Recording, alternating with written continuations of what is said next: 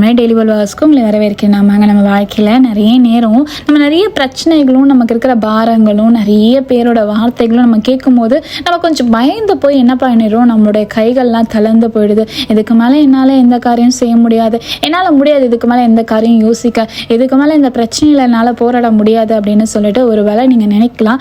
ஆனால் அழகாக ஒருத்தர் பேசுவார். நெகேமியா 6:9 தேவனே நீர் என் கைகளை திறப்படுத்தியறலும். ஆமாங்க, ஒரு வேளை அந்த மாதிரி ஒரு பிரச்சனையோ அந்த மாதிரி ஒரு காரியத்தில் நீங்கள் இருக்கலாம். நீங்கள் ஆண்டவரை பார்த்து சொல்லுங்கள், ஆண்டவரே என்னுடைய கைகளை உம்மால் மட்டும்தான் திடப்படுத்த முடியும், என்னுடைய பிரச்சனைகளை உம்மால் மட்டும்தான் மாற்ற முடியும். ஒரு வேளை என்னால் சமாளிக்க முடியாத, நான் இவ்வளோ நாள் போராடிட்டேன், இதுக்கு மேலே நீங்கள் என் பிரச்சனைக்காக போராடுங்க ராஜா அப்படின்னு நீங்கள் அவர்கிட்ட கொடுக்கும்போது உங்கள் வாழ்க்கையில் இருக்க காரியங்களை அவர் பார்த்துப்பார். நிறைய வேளையில் நம்ம அவருக்கு வழி விடாமல் நம்ம நிறைய பிரச்சனை நம்ம போராடுறோம். ஆனால் ஒரு தடவை ஆண்டவரே நீங்கள் பார்த்துக்கோங்கன்னு சொல்லி இந்த பிரச்சனையை பற்றி நம்ம யோசிக்காமல் இருக்கும்போது ஆண்டவர் அந்த எல்லா காரியத்தையும் பார்த்து நமக்கு ஆலோசனை கொடுப்பாரு. அதனால அவர் கைகளை எல்லா காரியத்தையும் வைத்து விடுங்க. நீங்கள் ஆசிரியக்கூடாது, உங்களை ஆசிரியராக. ஆமீன்.